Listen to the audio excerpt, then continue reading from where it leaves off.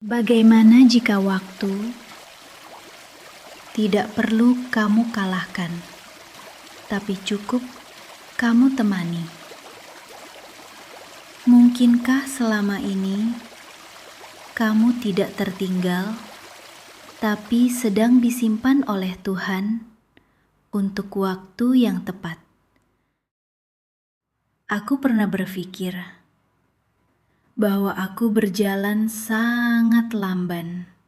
Sementara waktu, seperti bayangan senja, berlari lebih cepat dari yang bisa kugapai. Ketika aku berlari cepat untuk mengejarnya, aku semakin kehilangan arah. Sang waktu semakin jauh, dan bayangannya pun tak terlihat. Aku terengah, kelelahan, dan aku dapati lukaku semakin dalam. Kemarahanku semakin membara. Kalah, aku bergumam. Pagi hari aku mulai dengan perintah, dan malam hari aku tutup dengan penghakiman. Namun tak ada setetes embun pun ada dalam genggaman tanganku. Apa gunanya cepat jika aku kehilangan diriku sendiri?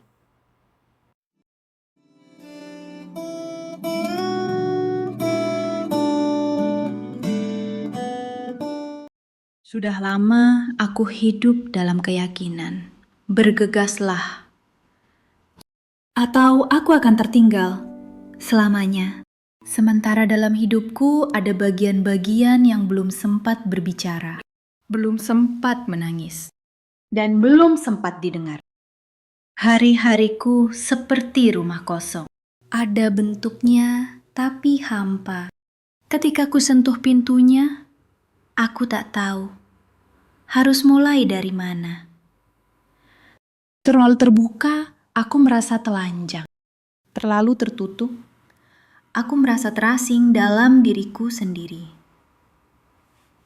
Sampai suatu saat dalam kelelahan, aku berjalan melambat, perlahan.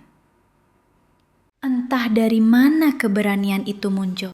Keberanian untuk menjadi tidak biasanya. Aku tidak sedang mengejar cahaya, namun aku melihat sebuah celah kecil. Tempat cahaya menerobos masuk, menghangatkan hatiku. Dan saat itu, aku mendengar suara lembut napasku. Aku masih hidup. Aku mulai belajar berjalan. Tidak cepat, tapi dengan kesadaran. Menggenggam waktu bukan untuk dikendalikan, tapi untuk didengarkan. Waktu bukan lagi musuh, tapi teman seperjalanan. Di langkah-langkah yang lambat itu, aku mulai sadar.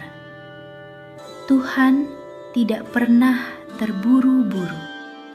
Ia hadir, seperti embun pagi yang tidak pernah meledak, masuk ke bumi. Tapi turun perlahan, menyentuh dedaunan satu persatu. Ia tidak menuntutku untuk cepat sembuh. Ia menemaniku untuk tetap tinggal, bahkan saat aku belum punya kata-kata. Dan aku mulai mengerti bahwa penyembuhan tidak selalu datang dalam lompatan besar. Terkadang ia hadir saat aku berani duduk dalam sunyi. Saat aku berkata, "Tuhan, aku tidak tahu caranya." Dan ia tidak menjawab dengan solusi, tapi dengan kehadiran. Diam, tapi nyata. Lembut, tapi cukup. Dan waktuku mulai pulih. Bukan karena aku berhasil mengaturnya, tapi karena aku berhenti melawannya. Hari ini aku masih belajar. Masih ada hari-hari di mana aku merasa tergesa. Masih ada luka yang ingin buru-buru kering. Tapi aku tidak lagi menekan diriku. Aku mulai berkata dengan lembut pada batinku sendiri. Tidak apa-apa, kita pelan saja.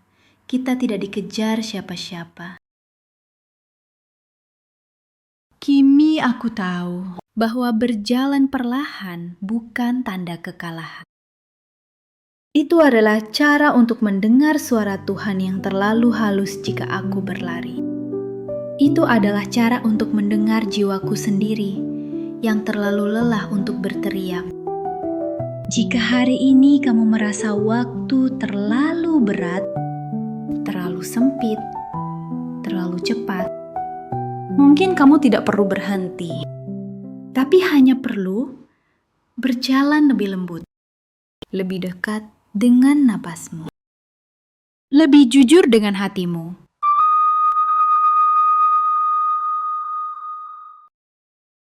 Lebih setia menemani dirimu sendiri.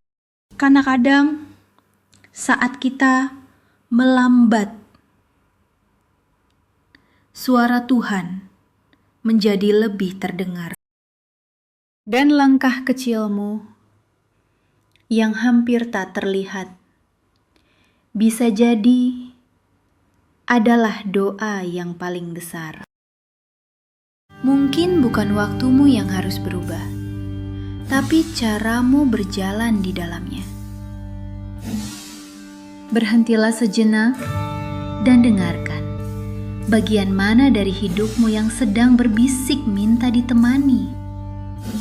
Kebijaksanaan bukan tentang tahu apa yang akan datang, tapi tahu bagaimana menghargai satu hari ini dengan sepenuh hati. Ajar aku, Tuhan, menghitung hari-hariku sedemikian hingga aku beroleh hati yang bijaksana.